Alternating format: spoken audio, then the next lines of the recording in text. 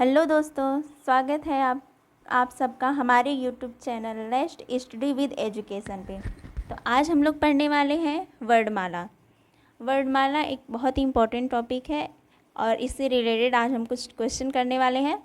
तो सबसे पहला क्वेश्चन हम लोग देखते हैं, क्या कहता है पहला क्वेश्चन हमारा, वर्णमाला किसे कहते हैं।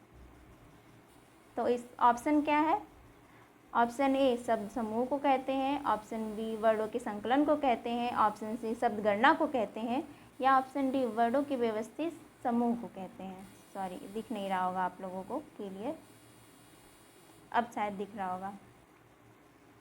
तो किसे कहते हैं वर्णमाला, वर्णमाला किसे कहते हैं बताइए।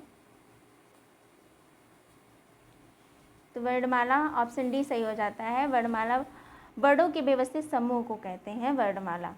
अब हम अपना सेकंड क्वेश्चन देखते हैं। सेकंड क्वेश्चन हमारा कह रहा है, भाषा की सबसे छोटी इकाई कौन सी है। भाषा की सबसे छोटी इकाई, ऑप्शन क्या है, शब्द है, ऑप्शन बी व्यंजन, ऑप्शन सी स्वर, ऑप्शन डी वर्ड। तो भाषा की सबसे छोटी इकाई की बात करें तो भाषा की सबसे छोटी इकाई ध्वनि जानते हैं हम लोग। अगर ध्वनि ऑप्शन में नहीं है तो हम वर्ड को सही मानेंगे। तो भाषा की सबसे छोटी इकाई ध्वनि या वर्ड कहते हैं। तो ऑप्शन डी इज करेक्ट। हम क्वेश्चन नंबर 3 पे चलते हैं। हिंदी भाषा में वर्ड हैं, हिंदी भाषा में वर्ड हैं, कितने वर्ड होते हैं। Option A 50, option B 52, option C 54, option D 55। तो हिंदी वर्णमाला में अगर हम वर्डों की बात करें तो हिंदी वर्णमाला में वर्ड हैं 52। तो ऑप्शन बी इज़ करेक्ट। अब हम क्वेश्चन नंबर 4 पे चलते हैं। क्वेश्चन नंबर 4 क्या कह रहा है, भाषा की सबसे छोटी इकाई है। तो भाषा की सबसे छोटी इकाई अभी हमने ऊपर ही बताया क्या है, वर्ड है। तो option C is correct. Question number 5 पे चलते हैं। व्यंजन और स्वर के संयुक्त रूप को क्या कहते हैं। व्यंजन और स्वर के संयुक्त रूप को क्या कहते हैं। तो ऑप्शन देखते हैं। ऑप्शन ए कह रहा है वर्ड, ऑप्शन बी कह रहा है ध्वनि, ऑप्शन सी कह रहा है अक्षर, ऑप्शन डी कह रहा है वाक्य। तो व्यंजन और स्वर, जब भी हम लोग स्वर तो हमारे स्वतंत्र होते हैं जैसा कि हम लोग जानते ही हैं, और व्यंजन की बात करें तो व्यंजन में स्वर समाहित होता है। तो इस तरह अगर व्यंजन और स्वर के संयुक्त रूप को क्या कहते हैं, तो व्यंजन और स्वर के संयुक्त रूप को हम लोग अक्षर कहते हैं। Option C is correct. अब हम क्वेश्चन 6 पे चलते हैं। हिंदी भाषा में कितने स्वर हैं। हिंदी भाषा में कितने स्वर हैं। ऑप्शन ए कह रहा है 14, ऑप्शन बी कह रहा है 11, ऑप्शन सी कह रहा है 13 और ऑप्शन डी कह रहा है 5। तो हिंदी भाषा में अगर स्वर की बात करें तो हिंदी भाषा में स्वरों की संख्या 11 होती है। Option B is correct. लेकिन अगर यहीं हम इंग्लिश की बात करें तो इंग्लिश में स्वरों की संख्या 5 होती है। तो ऑप्शन हम अब क्वेश्चन नंबर हम 7 पे चलते हैं। हिंदी भाषा में कितने व्यंजन हैं। हिंदी भाषा में कितने व्यंजन हैं। तो ऑप्शन क्या है, option A 21, option B 33, option C 36 और ऑप्शन डी 40। तो यहाँ पे ऊपर तो स्वर की बात कही गई थी, अब नीचे व्यंजन को पूछ रहा है। तो कितने व्यंजन होते हैं हिंदी वर्णमाला में बताइए। अगर हम हिंदी वर्णमाला की बात करें तो हिंदी वर्णमाला में हमारे 33 व्यंजन होते हैं। ऑप्शन बी करेक्ट हो जाता है। अब हम क्वेश्चन नंबर 8 पे चलते हैं। एक से अधिक वर्डों के मेल को कहते हैं। एक से अधिक वर्डों के मेल को क्या कहते हैं। अक्षर कहते हैं, स्वर कहते हैं, व्यंजन कहते हैं या अनुस्वार कहते हैं। तो एक से अधिक वर्डों के मेल को हम लोग क्या कहते हैं, अक्षर कहते हैं। तो option A is correct. Question number 9 पे चलते हैं। क्वेश्चन नंबर 9 क्या कह रहा है, हिंदी वर्णमाला में व्यंजन की संख्या। हिंदी वर्णमाला में जैसा कि अभी हमने ऊपर बताया 33 होते हैं। हिंदी वर्णमाला में कितने व्यंजन होते हैं, 33 होते हैं। तो हम क्वेश्चन नंबर 9 पे चलते हैं। जिसका उच्चारण स्वतंत्रता से होता है, जिसका उच्चारण स्वतंत्रता से होता है और जो व्यंजन के उच्चारण में सहायक होते हैं उसे कहते हैं, क्या कहते हैं। ऑप्शन ए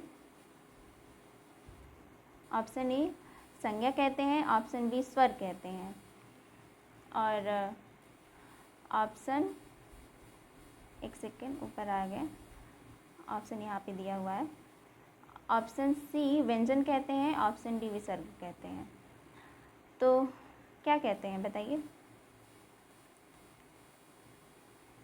जिसका उच्चारण स्वतंत्रता से हो तो उसको क्या कहेंगे? स्वर कहेंगे या व्यंजन कहेंगे? इसी में बता दो।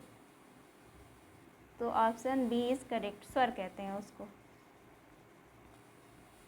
अब हम क्वेश्चन नंबर 11 पे चलते हैं। तो हमारा क्वेश्चन नंबर 11 क्या कहता है? हिंदी में ध्वनियाँ कितने प्रकार की होती हैं? कितने प्रकार की होती हैं? 2, option B 4, option C 6, option D 8। तो हिंदी में ध्वनियाँ कितने प्रकार की होती है?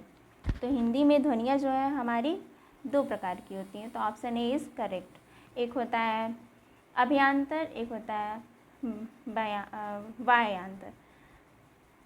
तो ऑप्शन हम 12 पे, क्वेश्चन नंबर 12 पे चलते हैं। क्वेश्चन नंबर 12 हमारा क्या कहता है? वर्णमाला में अस्पर्श व्यंजनों की संख्या कितनी है?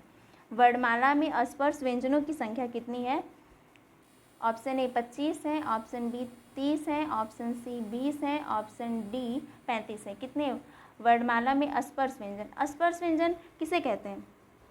तो अस्पर्श व्यंजन वर्णमाला में क से माँ तक,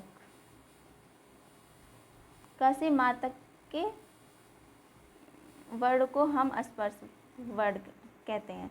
तो क से माँ तक कितने टोटल होते हैं? 25। तो option A is correct. Option A is correct answer हो जाता है। तो अब हम क्वेश्चन नंबर 13 देखते हैं। क्वेश्चन नंबर 13 क्या कह रहा है? भाषा की सार्थक लघुत्तम इकाई किसे माना जाता है? तो भाषा की सार्थक और लघुत्तम इकाई कौन सी है? यहाँ पे वर्णमाला की बात ना हो के भाषा की बात हो रही है। तो भाषा की वो सार्थक का मतलब है जिसका कोई अर्थ निकले, जो अर्थ भी प्रकट करता हो। तो कौन सा है?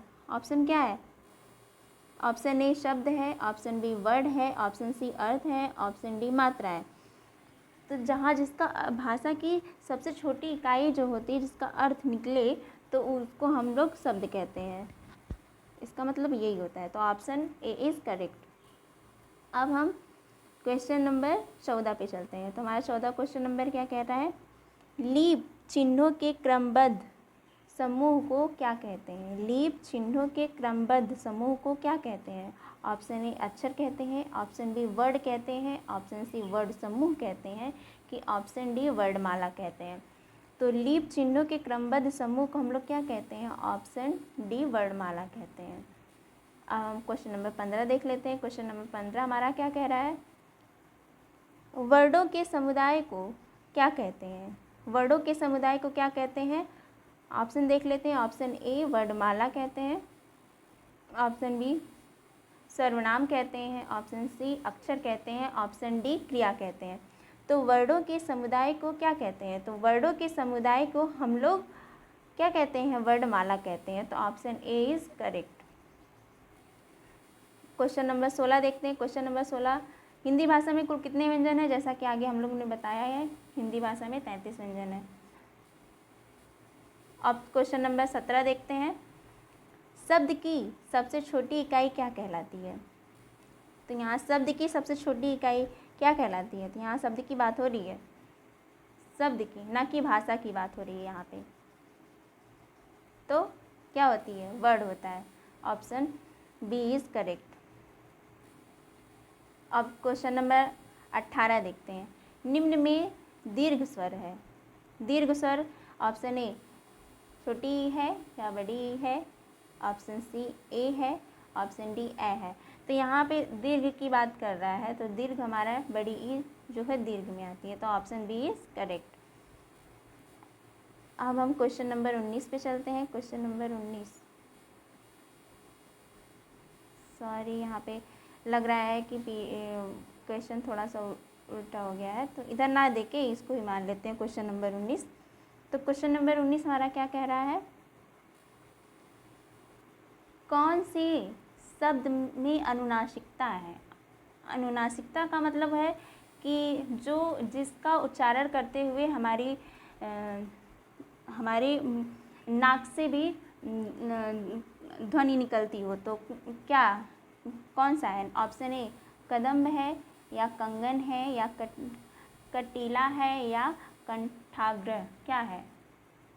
तो ऑप्शन सी इज कटीला। इसको बोलते समय देखिए आपके नाक से थोड़ी सी कंपन वाली ध्वनि आती है, तो ऑप्शन सी इज करेक्ट।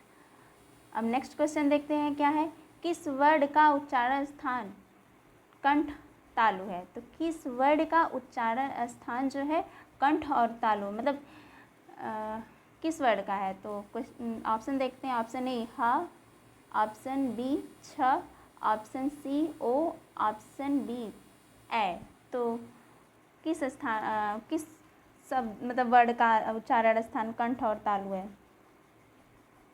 तो यहाँ पे ऑप्शन डी इज करेक्ट। ए और ए ये दोनों के दोनों जो है कंठ और तालु इसका उच्चारण स्थान है। और हा की बात करें तो हा का उच्चारण स्थान कंठ होता है। ओ की बात करें तो ओ का होता है कंठ प्लस ओष्ठ होता है। ठीक, तो अब हम नेक्स्ट क्वेश्चन पे आते हैं। नेक्स्ट क्वेश्चन क्या कह रहा है। एक ए के उच्चारण स्थान का नाम है, तो ए का उच्चारण स्थान क्या है? ऑप्शन ए तालव्य है, ऑप्शन बी दंत है, ऑप्शन सी कंठ ओष्ठ है, या कंठ तालव्य। तो अभी हमने ऊपर ही बात की थी ना, क्या है? कंठ तालव्य, ऑप्शन डी इज करेक्ट। लेकिन कंठोष्ठ की बात करें तो ओ और औ ये दोनों कंठोष्ठ में आते हैं। वहीं तालव्य की बात करें तो तालव्य में हमारे ई और च वर्ग ये हमारे तालव्य वर्ण में आते हैं। नेक्स्ट क्वेश्चन क्या कह रहा है। स्वर ए का उच्चारण स्थान, तो ऊपर ही हमने बताया ना, ऑप्शन सी इज करेक्ट। कंठोष्ठ का ओ और अ होता है, दंतोष्ठ का व होता है व। ओ का बात करें तो ओ का जो है उच्चारण स्थान जो है वो प वर्ग होता है, प वर्ग, प फ व ब, ये ओष्ठ का होता है। चलिए नेक्स्ट क्वेश्चन पे आते हैं। नेक्स्ट क्वेश्चन हमारा क्या कह रहा है। मात्रा के आधार पर स्वर कितने प्रकार के होते हैं? मात्रा के आधार पर स्वर कितने प्रकार के होते हैं? तो ऑप्शन क्या है हमारा। Option A 2, option B 3, option C 4, option D 5। तो मात्रा के आधार पे स्वर कितने प्रकार के होते हैं? तो मात्रा के आधार पे हम स्वर की बात करें तो ऑप्शन डी इज करेक्ट, 3 होते हैं। कौन कौन से होते हैं? ह्रस्व होता है, ह्रस्व होता है, और यहाँ लिख देते हैं दीर्घ होता है, और ह्रस्व दीर्घ, और पुलुप्त। ये तीनों मात्रा के आधार पे होते हैं, 3 प्रकार के होते हैं। क्वेश्चन नंबर नेक्स्ट देखते हैं। वर्ण तालिका के अनुसार ह्रस्व दीर्घ और पुलुप्त क्या है? तो अभी जैसा कि हमने ऊपर ही बताया ना, क्या है? यहाँ पे देखिए, ये जो यूपीएससी का यूपी ट्रिपल एससी का जो उस अधिकारी वाला परीक्षा था, तो उसमें इसे स्वर माना गया है, लेकिन यहाँ पे दोनों ही ऑप्शन करेक्ट हैं, दोनों ही ऑप्शन करेक्ट है। मात्रा भी होता है और स्वर भी होता है। चलिए हम नेक्स्ट क्वेश्चन देखते हैं। जिनकी ध्वनि केवल मुख से निकलती है वे हैं। मुख से निकलने वाली ध्वनि कौन से होंगे? ऑप्शन ए वृत्ताकार स्वर, ऑप्शन बी समवृत्ताकार स्वर, ऑप्शन सी अनुनासिक स्वर, ऑप्शन डी निरानुनासिक। अनुनासिक उसे कहते हैं जिसका उच्चारण केवल मुख से ही ना निकल के मुख और नासिका दोनों से होता है, लेकिन वहीं यहाँ पे ऑप्शन डी हो जाएगा निरानुनासिक, मतलब जिसका नासिका से ना निकल के केवल मुख से निकलता है, तो उसे निरानुनासिक कहते हैं। अब क्वेश्चन नंबर नेक्स्ट देखते हैं क्या कहता है। कंठ तालव्य कौन सा है? कंठ तालव्य कौन सा है? मतलब कंठ और तालव्य, तो ये बात हो चुकी है ऑप्शन सी, ऊपर हमने बताया ही आपको है। तो नेक्स्ट क्वेश्चन पे आते हैं हम लोग। नेक्स्ट क्वेश्चन क्या कह रहा है? ए और ए, तो यहाँ पे भी ऑप्शन सी हो जाएगा, कंठ और तालव्य।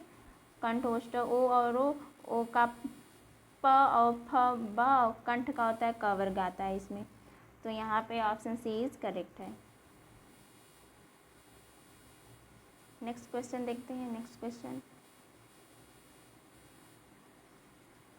क्वेश्चन कहता है निम्न में कंठ ध्वनियाँ कौन सी है? तो यहाँ कंठ की बात हो रहा है, तो कंठ ऑप्शन ए कह रहा है, क और ख ऑप्शन बी कह रहा है, य और र ऑप्शन सी, च और ज ऑप्शन डी, ट और ड़। तो कंठ से हमारे उच्चारण होने वाली जो वर्ड है वो कौन से हैं? क और ख, ऑप्शन ए यहाँ पे सही है।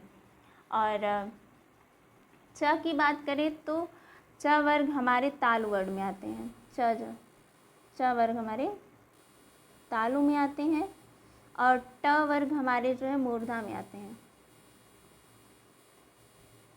मूर्धा में। तो अब हम नेक्स्ट क्वेश्चन पे आते हैं। नेक्स्ट क्वेश्चन क्या है? निम्न में से हिंदी की कंठ ध्वनियाँ हैं, तो क्या है हिंदी की कंठ ध्वनियाँ? तो यहाँ पे हिंदी की कंठ ध्वनियाँ क्या है? यहाँ पे ऑप्शन डी करेक्ट हो जाता है आपका, ऑप्शन डी हाँ। इसको ऐसे भी याद कर सकते हैं, संस्कृत का एक सूत्र है, अकुह विसर्जनीया नाम कंठ। जिन वर्डों का उच्चारण स्थान कंठ होता है, जैसे उसमें कौन से आते हैं? अ और ह और क वर्ग, ये सारे के सारे हमारे कंठ वर्ड में आते हैं। तो इसी तरीके से हमारा हाँ यहाँ पे जो कि कंठ ध्वनि में आता है, तो ऑप्शन डी इज़ करेक्ट। अब हम नेक्स्ट क्वेश्चन देखते हैं। नेक्स्ट क्वेश्चन क्या कह रहा है? घ का उच्चारण स्थान, तो क ख ग घ, घ आ रहा है ना, तो कौन सा होगा हमारा? कंठ होगा, बी ऑप्शन सही है। मूर्धा की बात करें तो मूर्धा में हमारे कौन से वर्ड आते हैं? ट वर्ग आते हैं, ट वर्ग हमारे मूर्धा में आते हैं, ट वर्ग। और तालु की बात करें तो तालु में हमारे च वर्ग आते हैं, यहाँ पे भी वर्ग है। दंत में त वर्ग आता है, तो इस तरीके से है। अब नेक्स्ट क्वेश्चन की बात करें तो निम्न में कंठ वर्ड है, तो यहाँ पे भी कंठ की बात किया गया। तो अभी हमने ऊपर बताया ना, अकु विसर्जनीय नाम कंठ है, तो ऑप्शन बी इज़ करेक्ट। तो यहाँ पे ऑप्शन बी करेक्ट हो जा रहा है। और अब हम नेक्स्ट क्वेश्चन की तरफ देखते हैं। निम्न में कंठ वर्ड कौन सा है? तो कंठ वर्ड कौन सा है? तो ऑप्शन बी करेक्ट। और नेक्स्ट क्वेश्चन पे आते हैं। स ध्वनि का उच्चारण स्थान क्या है? ऑप्शन ए दंत है, ऑप्शन बी मूर्धा है, ऑप्शन सी तालु है, ऑप्शन डी दंतालु है। बताइए स वर्ग, स वर्ग किस वर्ड में आते हैं? तो ये भी हमारे च वर्ग में आते हैं ना, च वर्ग में। ऑप्शन सी, ऑप्शन च वर्ग हमारा तालु होता है, तो option C is correct. Next question देखते हैं। नेक्स्ट क्वेश्चन क्या कह रहा है? उच्चारण स्थान के आधार पर ज्ञ व्यंजन है, तो ज्ञ हमारा व्यंजन उच्चारण स्थान के आधार पे ज्ञ किस में आता है? ऑप्शन ए तालव्य में, ऑप्शन बी मूर्धा में, ऑप्शन सी कंठ में, ऑप्शन डी ओष्ठ में। तो च छ ज झ इया, तो च वर्ग आता है ना, ये च वर्ग में आएगा ही ना, तो ऑप्शन ए तो हमारा करेक्ट है। वही मूर्धा की बात करें तो मूर्धा में हमारा ट वर्ग आता है, ओष्ठ में प वर्ग आता है, और कंठ में हमारा क वर्ग आता है, कंठ में। तो आप लोग देख लीजिएगा इसको। अब नेक्स्ट क्वेश्चन पे चलते हैं। नेक्स्ट क्वेश्चन क्या कह रहा है? हिंदी की स ध्वनि है, तो अभी हमने ऊपर बताया ना, ये स ध्वनि ऑप्शन बी तालव्य में आता है, option B correct. Next question क्या कह रहा है? च छ ज झ इया का उच्चारण स्थान होता है, तो च छ ज झ क्या होता है? इचु यसानाम तालु, तो तालु होता है। इस सूत्र से याद कर सकते हैं, इचु यसानाम तालु। ओष्ठ की बात करें तो ओष्ठ में हमारा प वर्ग आता है, दंत से त वर्ग आता है, मूर्धा से हमारा ट वर्ग आता है। ट वर्ग के जितने भी तथा तथा न, ये सारे के सारे हमारे दंत में आते हैं। मूर्धा में ट ठ ड ढ ड़ा आता है। तो इस तरीके से है, आप लोग देख लीजिएगा। सेकंड क्वेश्चन क्या है? नेक्स्ट क्वेश्चन, निम्नलिखित व्यंजनों में से कौन से व्यंजन का उच्चारण स्थान तालु से होता है? निम्नलिखित व्यंजनों में से कौन से व्यंजन का उच्चारण तालु से होता है? तो कौन से होता है? ऑप्शन ए क, ऑप्शन बी ड़, ऑप्शन सी छ, ऑप्शन डी म। कौन सा होगा? तो छ का उच्चारण स्थान होता है। ऑप्शन सी हमारा करेक्ट है। नेक्स्ट क्वेश्चन, ये सारे के सारे प्रीवियस ईयर हैं, ध्यान दीजिएगा। अर्धवृत्त स्वर हैं, बताइए। अर्धवृत्त स्वर हैं। ऑप्शन ए बड़ा ऊ, ऑप्शन बी ए, ऑप्शन सी आ और ऑप्शन डी ए। क्या है? अर्धवृत्त। अर्धवृत्त स्वर हमारे ए हैं। चलिए नेक्स्ट क्वेश्चन पे चलते हैं। स्वर ध्वनियों के प्रकार बताइए। स्वर ध्वनियों के प्रकार।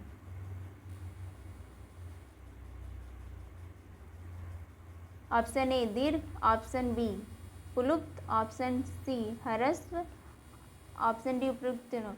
तो स्वर ध्वनियों के प्रकार है, उसी में आता है, सॉरी उसी में आता है ना, ह्रस्व, दीर्घ, ह्रस्व और पुलुप्त। तो option D is correct. Next question की बात करें। नेक्स्ट क्वेश्चन हमारा क्या कह रहा है? हिंदी की अग्र अर्धवृत्ताकार समवृत्त स्वर ध्वनि है। तो ऑप्शन देखते हैं, ऑप्शन क्या है? ऑप्शन ए अ, ऑप्शन बी ई, ऑप्शन सी आ और ऑप्शन डी ए। तो अर्धवृत्ताकार कौन से हैं? ऑप्शन ई, sorry option B is correct, ई है। तो नेक्स्ट क्वेश्चन क्या है? स्वरों के उच्चारण में लगने वाले समय को क्या कहते हैं? स्वरों के उच्चारण में लगने वाले समय को क्या कहते हैं? ऑप्शन क्या है? ऑप्शन ए मात्रा, ऑप्शन बी अनुस्वार, ऑप्शन सी ह्रस्व, ऑप्शन डी पुलुप। तो क्या कहते हैं स्वरों के उच्चारण में लगने वाले समय को? क्या कहते हैं? मात्रा कहते हैं। पुलुप्त, पुलुप्त जैसे हम लोग बोलते हैं राम, तो ये जो बीच का ये आ रहा है ना, ये साइलेंस होता है, इसी को हम पुलुप्त कहते हैं। नेक्स्ट क्वेश्चन क्या कह रहा है? मात्रा स्वर को क्या कहते हैं? मात्रा स्वर को क्या कहते हैं? ऑप्शन क्या है? Option A word, option B समरूप या ग्रेफिम, ऑप्शन सी रूप, ऑप्शन डी शब्द। मात्रा स्वर को क्या कहते हैं? तो मात्रा स्वर को हम समरूप ग्रेफिम या ग्रेफिम कहते हैं। तो option B is correct. Next question क्या है? ओ औ किस प्रकार के वर्ड हैं? ओ औ तो हम ऊपर बताए थे आपको, बताइए इसका आंसर। तो इसका आंसर है ऑप्शन नंबर डी कंठोष्ठ। तालव्य की बात करें तो तालव्य में हमारे च वर्ग आते हैं, च वर्ग। इसके अलावा क्या आते हैं? इसके अलावा हमारी ई आती है और ई आती है, और स भी इसी में आता है, य भी इसी में आता है, य। ध्यान रखिएगा। दंत ओष्ठों में केवल व आता है। मूर्धा में हमारा आता है री, र और खस्ती स, षटकोण वाला स, और ट वर्ग।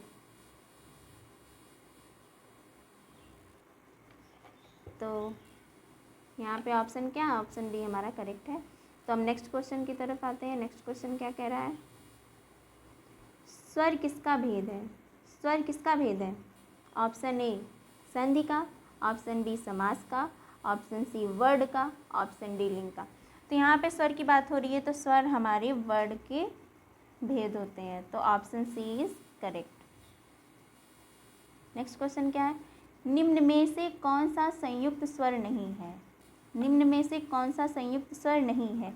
ऑप्शन ए, ऑप्शन बी ए, ऑप्शन सी उ, option D O.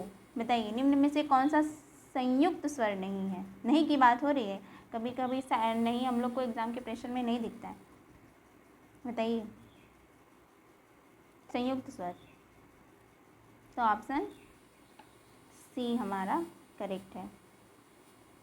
Option C is correct. Next question देखते हैं। निम्न में से कौन सा स्वर कंठ तालव्य है? कंठ और तालव्य, बताइए कौन से स्वर होते हैं? ऑप्शन देखते हैं। ऑप्शन ए ई, ऑप्शन बी आ, ऑप्शन सी ओ, ऑप्शन डी ए। तो कंठ तालव्य की बात हो रही है तो ए और ए कंठ तालव्य में आते हैं, बी ऑप्शन सही है। अच्छा ये बनते कैसे हैं? अ प्लस ई, ठीक। आ हमारा कंठ का होता है, प्लस ई हमारा होता है तालु।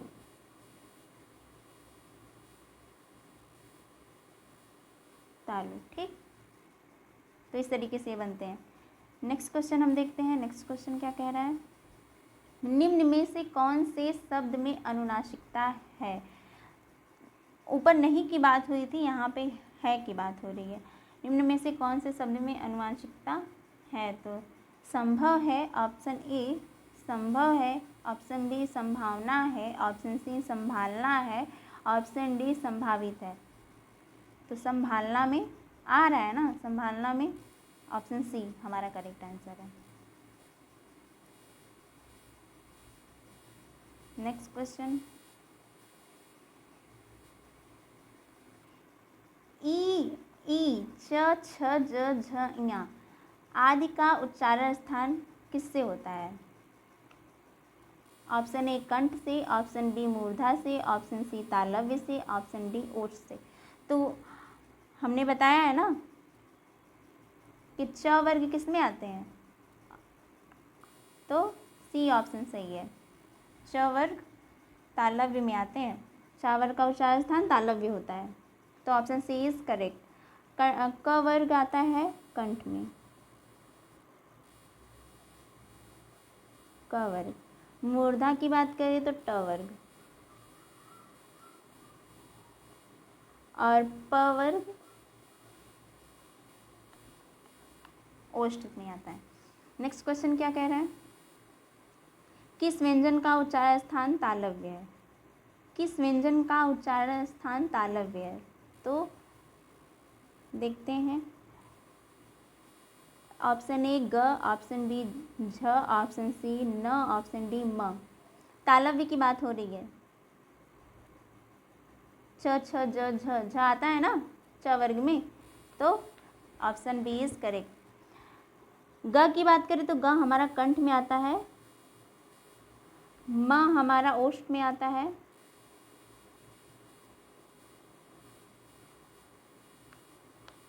ओष्ठ में। न की बात करें तो न हमारा दंत में आता है, तो ऑप्शन बी इज करेक्ट। तालव्य वर्ण हमारे झ है। नेक्स्ट क्वेश्चन देखते हैं क्या कह रहा है। नेक्स्ट क्वेश्चन, या का उच्चारण स्थान है, तो या का उच्चारण स्थान क्या है बताइए? इचु यसानाम तालु। ई च वर्ग और ये सब, और बड़ा वाला स जो होता है, ये सारे के सारे हमारे तालु वर्ड में आते हैं, मतलब तालु का इन लोगों का उच्चारण तालु से होता है। नेक्स्ट क्वेश्चन देखते हैं। नेक्स्ट क्वेश्चन क्या कह रहा है? सा का उच्चारण स्थान, तो अभी हमने बताया तालु वर्ड। नेक्स्ट क्वेश्चन देखते हैं। निम्न में से तालव्य ध्वनि है, तालव्य ध्वनि कौन सा है? तो सी ऑप्शन, स। नेक्स्ट क्वेश्चन क्या है, च वर्ग ध्वनियाँ किस वर्ग में आती हैं? च वर्ग ध्वनियाँ किस में आती हैं? ऑप्शन ए वस्वर वर्ड, ऑप्शन बी दंत्य, ऑप्शन सी तालव्य, ऑप्शन डी कंठ। तो च वर्ग तालव्य में आता है। नेक्स्ट क्वेश्चन, ड का उच्चार स्थान क्या होता है? मूर्धा होता है। क्या होता है? मूर्धा। नेक्स्ट क्वेश्चन, हिंदी की मूर्धन्य ध्वनियाँ हैं।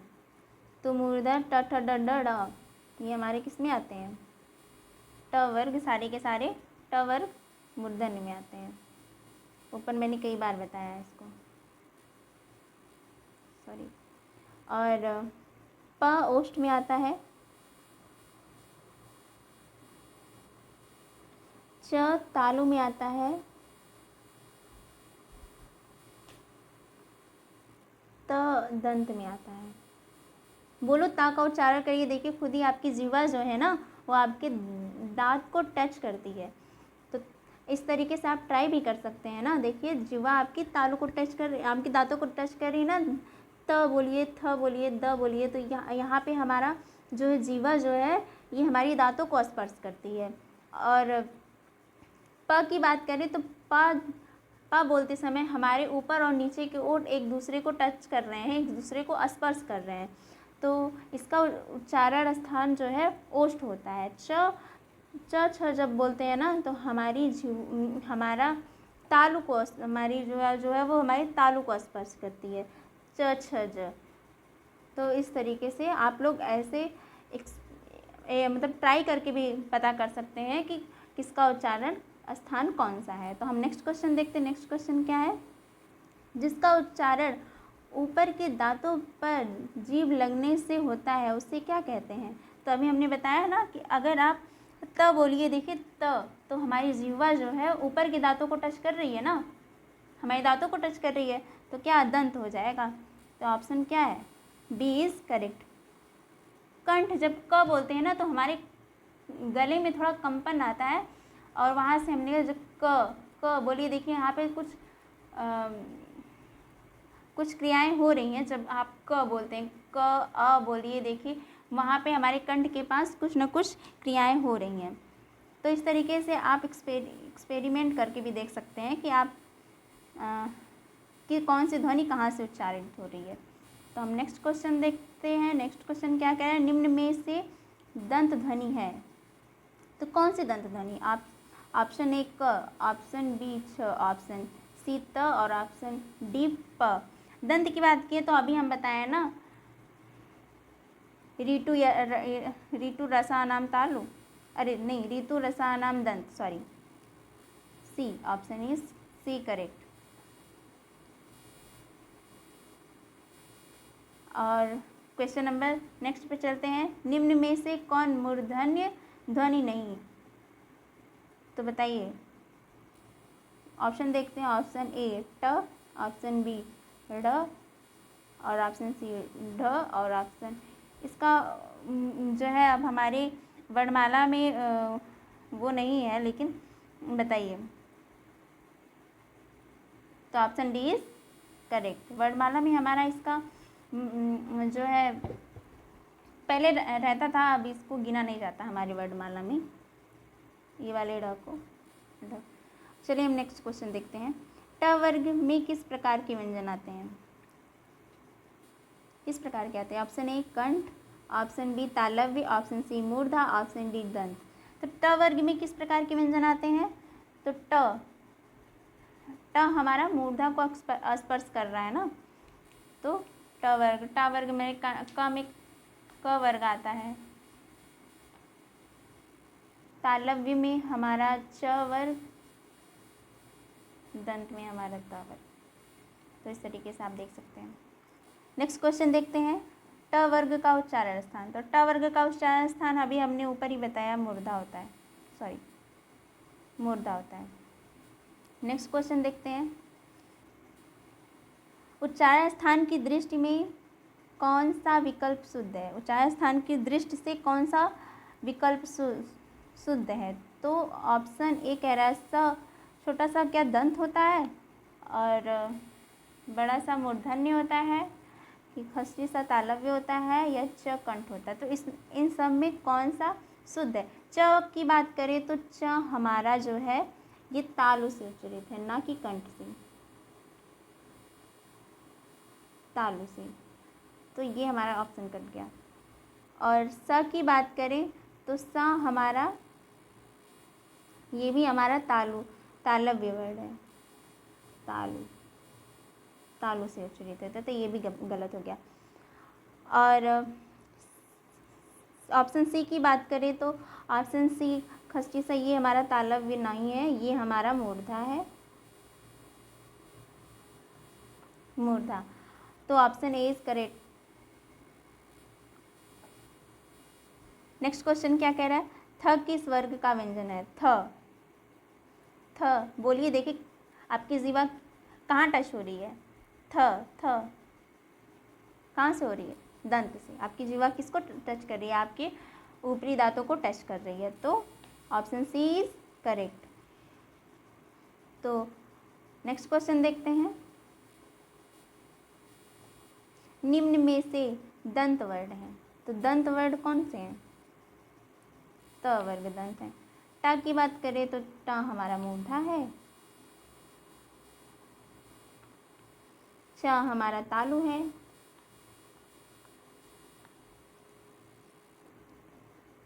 ऊ को कंठोष्ठ, कंठ प्लस ओष्ठ। नेक्स्ट क्वेश्चन देखते हैं। द ध्वनि का उच्चारण स्थान के आधार पर होता है। द ध्वनि का उच्चारण स्थान के आधार पर होता है। द ध्वनि जो है वो, उसका उच्चारण स्थान क्या होता है? तो